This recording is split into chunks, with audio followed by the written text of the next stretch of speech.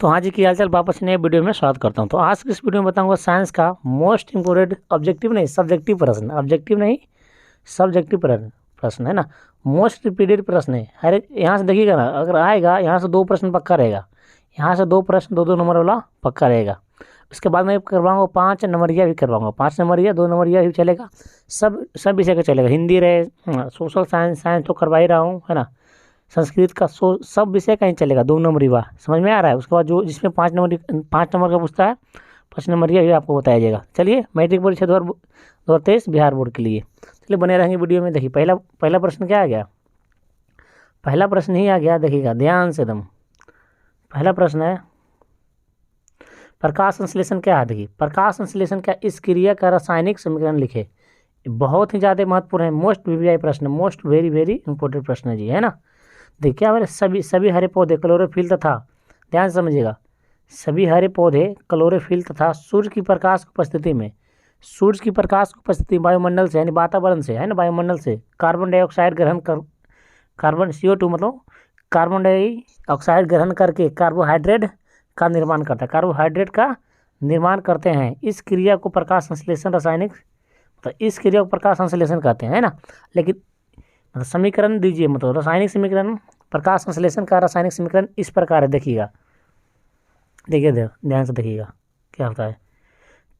देखिए क्या बोला, कार्बन डाइऑक्साइड जब जल से अभिक्रिया करता है, जल से, ऐसे है CO2 जब जल से अभिक्रिया करता है H2O से, है ना। यहाँ पे देखिएगा सूर्य का प्रकाश क्या है, सूर्य का प्रकाश इधर क्या है, क्लोरोफिल है, क्लोरोफिल है। तो क्या बनता है, ग्लूकोज बनता है, C6H12O6 बनता है, ग्लूकोज बनता है। उसके बाद ऑक्सीजन बनता है, उसके बाद जल भी बनता है।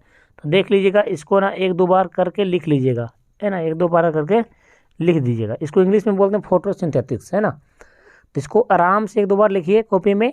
अब देखिए, अब यहाँ से क्वेश्चन बनता है कि जब रासायनिक प्रकाश संश्लेषण में, है ना, बायो प्रोडक्ट के रूप में क्या बनता है, बायो प्रोडक्ट के रूप में, तो बताइएगा ऑक्सीजन गैस निकलता है, बायो प्रोडक्ट के रूप में ऑक्सीजन गैस निकलता है। किसके कारण, पेड़ के पत्तियों का रंग हरा होता है, किसके कारण पेड़ की पत्तियों का रंग हरा होता है। ऑब्जेक्टिव भी बता रहे हैं, सब्जेक्टिव भी बता रहे हैं, तो क्लोरोफिल बताइएगा, है ना। और बताइएगा, है ना, दुनिया में सिर्फ एक ही जो है ना स्वपोषण करता है, कौन है, सिर्फ हरे पौधे जो स्वपोषण है, हरे पौधे जो स्वपोषण है, बाकी सब परपोषण है जी। चलिए अगला आ गया, अगला क्या आ गया,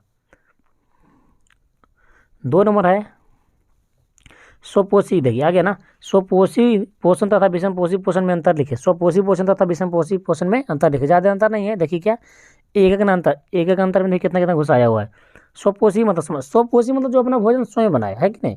देखिए वैसे जीव जो अपना भोजन के लिए, वैसे जीव जो अपना भोजन के लिए दूसरे पर निर्भर नहीं रहकर अपना भोजन स्वयं बनाते हैं, उसे स्वपोषी कहते हैं। सिर्फ दुनिया में अपना भोजन सिर्फ एक ही बनाते हैं, है ना, एक ही जीव बनाते हैं। जैसे पेड़ पौधा सिर्फ अपना भोजन स्वयं बनाता है सूर्य के प्रकाश की उपस्थिति में, समझे ना। बाकी सब, अब बोलेगा मनुष्य तो अपना भोजन स्वयं बनाता है, मनुष्य अपना भोजन स्वयं नहीं बनाता है। अब ध्यान से कीजिए ना, अगर हमको मीट खाना दूसरे जीव को हत्या करते हैं कि नहीं, पहले बताइए, है ना। अगर मछली खाना है तो मछली को हत्या कर देते हैं, तो कैसे रहे हैं, स्वपोषण नहीं हुए ना, पर पोषण है, किसी दूसरे जीव पे निर्भर रहे हैं हम लोग, है कि नहीं, है कि नहीं।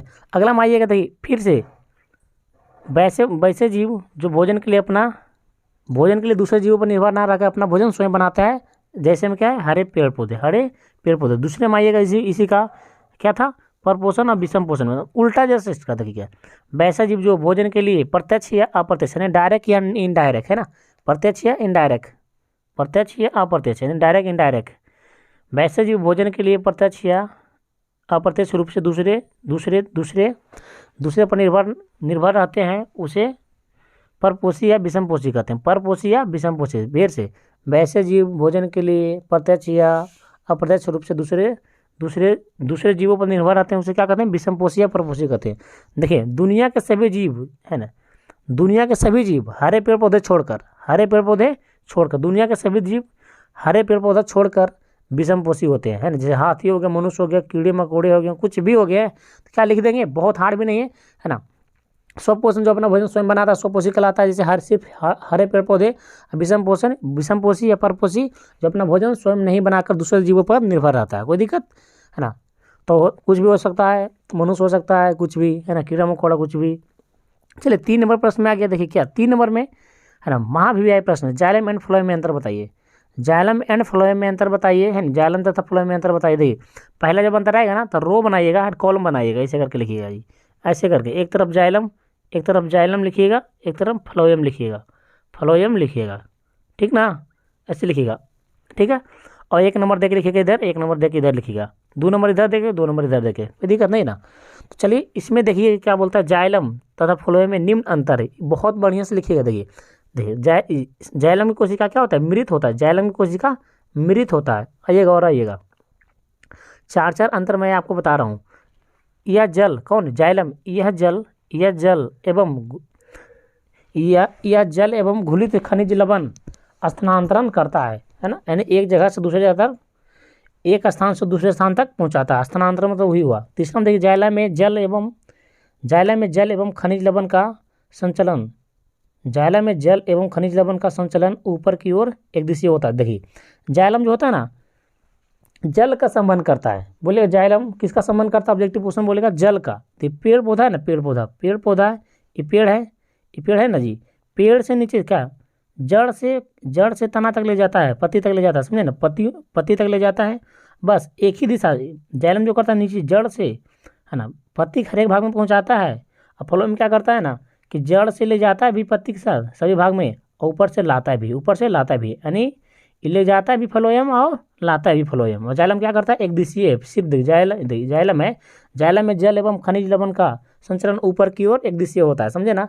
और देखिए एक बात और इसमें है, उसके बाद फ्लोएम आ जाएगा। जाइलम क्या बोला, जाइलम उत्तक द्वारा जल एवं खनिज लवण का परिवहन जड़ से पत्तियों तक होता है। चलिए फ्लोएम में आइएगा, उसमें क्या बोले थे, जाइलम की कोशिका मृत होता है, इसकी कोशिका क्या होता है भाई, जीवित होता है। समझ में आ रहा है ना, जाइलम की कोशिका मृत होता है, फ्लोएम की कोशिका जीवित होता है। देखिए यह खाद्य पदार्थों का स्थानांतरण करता है ना। आप लोग से रिक्वेस्ट है कि आप कॉलम बना के कॉपी में प्लीज छाप ले क्वेश्चन, है ना। और आइए 3 नंबर क्या बोला है, फ्लोएम में खाद्य पदार्थों का परिवहन ऊपर नीचे दोनों दिशा में होता है, द्विदिशीय होता है। अभी समझाए ना, जाइलम में सिर्फ जड़ से पत्ती तक जाता है, और फ्लोएम में क्या होता है, एक दिशीय होता है, समझ गए ना। अब फ्लोएम में नीचे से ऊपर गया, पेड़ के पत्ती तक, है ना, पत्ती तक गया, और ऊपर से नीचे भी आ जाता, जड़ तक भी आ जाता। कई दिशा, पहले एक दिशा ऊपर से नीचे, नीचे से ऊपर गया, और ऊपर से नीचे आया, कितना दिशा हुआ, एक 2 दिशा हो गया, तो द्विदिशीय होता है। समझ में आया। इसे संवहन ऊतक भी कहते हैं, बोल सकते हैं इसे संवहन ऊतक भी बोल सकते हैं।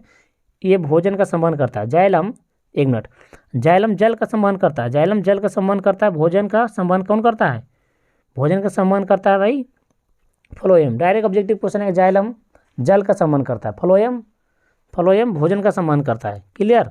आइएगा 4th नंबर प्रश्न में क्या बता रहा हूँ, 4th नंबर प्रश्न में क्या बोल रहा है, 4th नंबर में बोल रहा है विद्युत फ्यूज, है ना। हम लोग क्या बनाते हैं, विद्युत फ्यूज। अब बताते हैं विद्युत फ्यूज होता है कहाँ, है ना। विद्युत फ्यूज क्या है, यह किस मिश्र धातु का बना होता है। देखिएगा इसका आंसर में देखिए क्या, विद्युत फ्यूज सुरक्षा की एक युक्ति है कि नहीं, सुरक्षा के एक युक्ति है, या अतिभरण, समझ में आ रहा है अतिभरण क्या होता है, अतिभारण एवं लघुपथन से परिचय की सुरक्षा के लिए लगाया जाता है। फ्यूज में ऐसे तार का उपयोग किया जाता है जिसका गलनांक बहुत कम होता है ना। फ्यूज में ऐसे तार को लगाया जाता है जिसका गलनांक बहुत ही कम होता है, प्रायः तांबा। देखिए बोलेगा ना विद्युत फ्यूज किसका मिश्रण है, तांबा बताइएगा, तांबा और टीन, तांबा प्लस टीन। और देखिए बहुत सारा है, देख लीजिए, है ना। विद्युत फ्यूज यह प्रायः तांबा, टीन तथा सीसा टीन के मिश्र धातु बना होता है। बहुत सी तांबा टीन हो गया, ये ऑप्शन रहेगा, तांबा या टीन। अब नहीं तो सीसा प्लस टीन का मिश्रण है, सीसा तांबा टीन नहीं तो सीसा प्लस टीन का मिश्रण है। देखिए विद्युत फ्यूज जो होता है ना, जैसे विद्युत फ्यूज जो होता है, जैसे ज़्यादा वोल्टेज आ गया उसको क्या करता है, कंट्रोल करता है कि नहीं, अतिभारण के समय यानी लघुपथन के समय, शॉर्ट सर्किट के समय क्या करता है, रोकथाम करता है, सुरक्षा करता है। समझ में आया विद्युत फ्यूज क्या होता है। यहाँ पे बताते हैं, है ना। पीतल किसका मिश्रण है, पीतल बताइएगा, पीतल किसका मिश्रण, हमने इसका ट्रिक एक बार बताया है, मिश्र धातु है पिताजी इसका याद रखिएगा, पिताजी से याद रखिए। पी से क्या होता है, पीतल, पी से होता है पीतल, त से तांबा, और क्या होता है, ज से जिंक होता है, तांबा प्लस जिंक। समझ में आ गया ना, आया ना समझ में। विद्युत फ्यूज किसका मिश्रण है, तांबा या टीन का, या सीसा या टीन का। क्लियर। अगला 5 नंबर में प्रश्न आइएगा, बहुत ही ज़्यादा महत्वपूर्ण है जी, है ना। बताइए गोलीय दर्पण के मुख्य फोकस कितना होता है? गोलीय दर्पण कितने प्रकार का होता है? लेंस का मुख्य फोकस 2 होता है, गोलीय दर्पण कितने प्रकार का होता है बताइएगा? गोलीय दर्पण 2 प्रकार का होता है ना। और अवतल दर्पण के उपयोगों के, अब क्या लिखा है यहाँ पे देखिएगा, अवतल दर्पण के आ गया, अवतल दर्पण के उपयोगों को लिखे, यानी अवतल दर्पण का कहाँ कहाँ उपयोग है। जब ऐसा आएगा ना एकदम उत्तर लिखिएगा, इंग्लिश मीडियम वाले थे आंसर लिखिएगा, है कि नहीं। हिंदी वाला भी लिख सकते हैं, कोई दिक्कत नहीं। अवतल दर्पण के निम्नलिखित उपयोग है, निम्नलिखित उपयोग है। जैसे देखिएगा हेडलाइट है, पहला उपयोग देखिएगा, कोई जरूरी नहीं आप कहीं किसी को भी तुरंत लिख सकते हैं। जैसे अवतल दर्पण का उपयोग पहले मैं बताता हूँ, है ना, दाढ़ी बनाने में, है ना, दाढ़ी बनाने में, यानी दाढ़ी बनाने में जी, है ना, दाढ़ी बनाने में। उसके बाद बताइएगा, दाढ़ी बनाने में हो गया ना, यह हजामती दर्पण देखिए, हेडलाइट टॉर्च, है ना, headlight torch lamp, headlight torch lamp, इसका उपयोग किया जाता है। हेडलाइट में, टॉर्च में, लैंप में इसका उपयोग किया जाता है, किसका? अवतल दर्पण का। फिर आइए सोलर कुकर में, बताइएगा हम तो उस गैस वाला कुकर देखें सर, नहीं, सोलर कुकर है, धूप से, है ना, धूप में रख दीजिएगा, खाना बन के रेडी हो जाएगा, है कि नहीं। फिर आइएगा डॉक्टर द्वारा, क्या बोला है, डॉक्टर दंत विशेषज्ञ द्वारा, वही बात हुआ, आँख नाक कान, है ना, आँख नाक कान डॉक्टरों द्वारा जांच हेतु इसका उपयोग किया जाता है। डायरेक्ट ऑब्जेक्टिव है, ऐसे आता है, आँख नाक कान डॉक्टरों द्वारा किस लेंस का उपयोग किया जाता है बड़ा प्रतिबिंब देखने के लिए? तो बताइएगा अवतल लेंस, है ना। निकट दृष्टि दोष में कौन सा लेंस का उपयोग करते हैं? अवतल लेंस में, है ना। और दूर दृष्टि दोष में उत्तल लेंस का प्रयोग करते हैं। क्लियर है। दाढ़ी बनाने में, हजामती दर्पण, सोलर कुकर में सब कौन सा दर्पण पाया जाता है? अवतल दर्पण पाया जाता है। आ गया बहुत ही ज़्यादा महत्वपूर्ण ज़्यादा प्रश्न जी, तारे क्यों टिमटिमाते हैं, है ना। आपने कभी गौर किया तारे क्यों टिमटिमाते हैं, है ना, तारे क्यों टिमटिमाते हैं? ये तो ऑब्जेक्टिव में डायरेक्ट आता है, वायुमंडलीय अपवर्तन के कारण। लेकिन आपको 2 नंबर के लिए समझाते हैं, खतरे का रंग, है ना, खतरे का संकेत लाल रंग का ही क्यों होता है ना जी। पूछा गया था 2017 में, पूछा गया था, मैं जब दिया था ना एग्जाम 2017 में पूछा गया था कि खतरे का संकेत लाल रंग का ही क्यों होता है कि नहीं। तारे क्यों टिमटिमाते हैं? तारे वायुमंडलीय अपवर्तन के कारण टिमटिमाते हैं, ये तो ऑब्जेक्टिव हो गया, है कि नहीं। तारे वायुमंडलीय, यहाँ तक लिखिएगा ना तो 1 नंबर आपको पक्का मिलेगा, 1 नंबर पक्का मिलेगा, लेकिन 1 नहीं 2 आपको लेना है ना। तारे वायुमंडलीय अपवर्तन के कारण टिमटिमाते हैं, है ना। पृथ्वी पर, है ना, पृथ्वी का वायुमंडल कभी भी शांत नहीं रहता है। पृथ्वी का वायुमंडल कभी भी शांत नहीं रहता है, इसलिए तारों से हमें है ना, तारों से हमारे आँखों तक पहुँचने वाली प्रकाश की किरण वायुमंडल के अपवर्तनांक, है ना, वायुमंडल के अपवर्तनांक में होने वाली परिवर्तन के कारण अपने पथ से मुड़ जाती है। इस घटना के कारण ही हमें तारे टिमटिमाते हुए प्रतीत होते हैं। इसको एक बार बढ़िया से पढ़िए आराम से। अब बताइएगा यहाँ पे अपवर्तनांक के बात आई जी, कि इसका अपवर्तनांक सबसे अधिक होता है हीरा एक प्राकृतिक पदार्थ जो सबसे कठोर होता है, कितना होता है? 2.42 होता है ना। जल का अपवर्तनांक बताइए 1.33 होता है, 1.33 होता है। और बताइएगा तारे क्यों टिमटिमाते हैं, किसके कारण? प्रकाश के अपवर्तन के कारण, यानी वायुमंडलीय अपवर्तन के कारण। प्रकाश के परिवर्तन के कितने नियम है? 2 नियम। अपवर्तन का कितने नियम है? 2 नियम। लेंस के मुख्य फोकस के कितने नियम है? 2 नियम। यानी लेंस का मुख्य फोकस बोले, प्रकाश का वर्तन बोले, परावर्तन बोले, गोलीय दर्पण कितने प्रकार का होता है? सब 2 प्रकार का। क्लियर। 4 प्रश्न और आपके लिए मैं 10 प्रश्न लाया था छठ के, है ना, साइंस का। इसके बाद आएगा सोशल साइंस का आएगा। उत्सर्जन की परिभाषा दे, उत्सर्जन, है ना, उत्सर्जन की परिभाषा दे। उत्सर्जन पदार्थ क्या है? है ना। किसी सजीव के शरीर के अंदर उपस्थित अनावश्यक पदार्थ को उसके शरीर में विभिन्न अंगों के द्वारा बाहर निकालने की प्रक्रिया को उत्सर्जन कहते हैं। उत्सर्जन पदार्थ मूत्र तथा पसीना, अमोनिया। देखिए पेशाब भी निकालना जरूरी है जी, है ना, पसीना भी निकालना जरूरी है। इसमें क्या हो गया? उत्सर्जन अंग है। बेहतरीन मानव शरीर का सबसे बेहतरीन उत्सर्जन अंग कौन सा है? प्रमुख में ब्रिक आता है। क्या आता है? ब्रिक आता है कि नहीं, जिसको किडनी आप लोग बोलते हैं। चलिए उत्सर्जन अंग समझ में आया। आइए 8 नंबर प्रश्न में एक बहुत ही ज़्यादा महत्वपूर्ण है, क्या? ओम के नियम को लिखो। हर एक बार पूछा जाता है, है ना। ओम के नियम क्या होता है? इसको रट लीजिए, नहीं आते तो रट लीजिए, वो बढ़िया से रट लीजिए, है ना। ओम के नियम को लिखिए। किसी नियत ताप पर चालक के सिरों के बीच का विभवांतर, किसी नियत ताप पर चालक के सिरों के बीच विभवांतर चालक से प्रवाहित धारा का समानुपाती होता है। इसे ही हम लोग ओम के नियम के रूप में जानते हैं।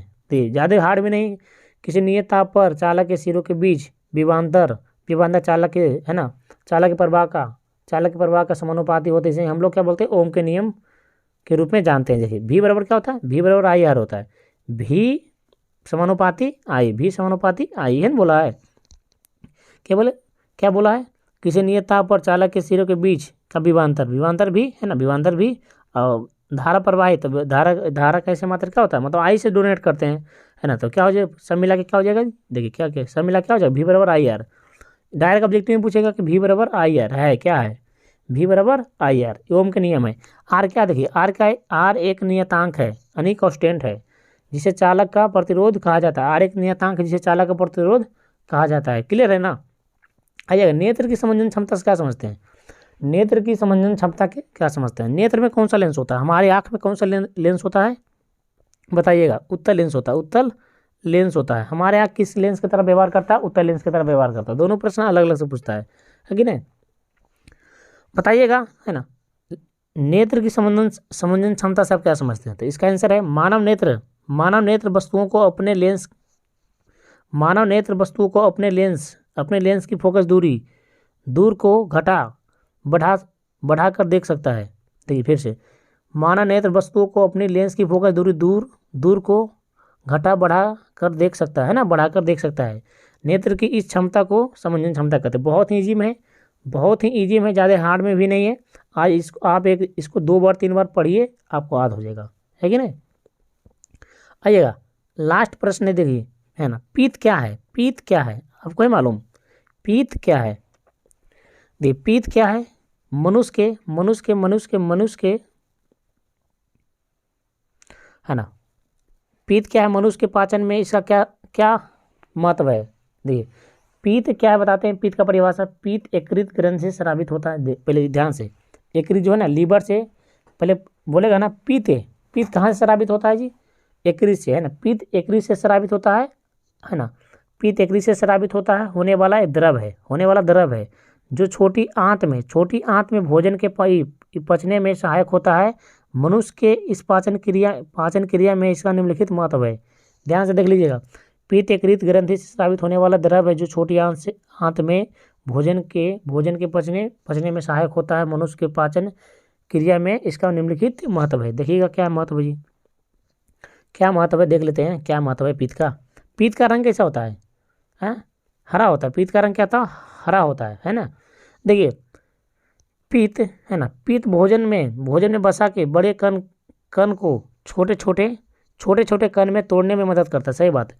पीत जो होता है ना हमारे शरीर में होता है, भोजन के बड़े बड़े कण को छोटे छोटे कण में तोड़ने में मदद करता है। दूसरा बात, पीत अमाशय से ग्रहणी में आए अम्लीय कायम को अम्लीयता को नष्ट करता है और क्षारीय में बदल देता है। ध्यान से, पीत अमाशय से ग्रहणी में आए अम्लीय कायम को अम्लीयता को नष्ट करता है और क्षारीय में बदल देता है। क्षार कैसे मात्रा बताइएगा, 7 से अधिक अम्ल का, 7 से कम और उदासीन विलयन का pH मान क्या होता है, 7 होता है। हमारा शरीर का pH पारस वैल्यू कहाँ से कहाँ तक काम करता है, 7 से 7.8 तक काम करता है। शुद्ध जल या शुद्ध जल का pH मान बताइएगा, शुद्ध या अशुद्ध जल का pH मान बताइएगा, 7 होता है। क्या होता है, शुद्ध या शुद्ध जल का pH मान 7 होता है, समझे ना। और बताइएगा हमारे रक्त का pH मान कितना होता है, ब्लड का 7.4 होता है, क्षारीय होता है। क्लियर है। और देखिए इसमें कितना प्रश्न बताएं, आपको कितना प्रश्न बताएं, 10 प्रश्न बताएं, 10 प्रश्न। अब बहुत ही ज़्यादा वीवीआई था, है ना। और इसके बाद आएगा SST का आएगा, 10 प्रश्न लाएंगे, बहुत ही ज़्यादा महत्वपूर्ण लाएंगे। उसके बाद फिर लाएंगे किसका, फिर से साइंस का आएगा। मतलब ऐसा ही आपको सारा इंपॉर्टेंट प्रश्न करवा देंगे, है ना। चलिए वीडियो पसंद आते वीडियो को लाइक कीजिएगा, प्यारे दोस्तों में शेयर कर दीजिएगा, है ना। और बहुत ही ज़्यादा आपको बेहतरीन लगा वीडियो तो चैनल को सब्सक्राइब भी कर दीजिएगा। चलिए मिलते हैं नेक्स्ट वीडियो में, हंसते रहें, मुस्कुराते रहें, देखते रहें आप मेरा वीडियो।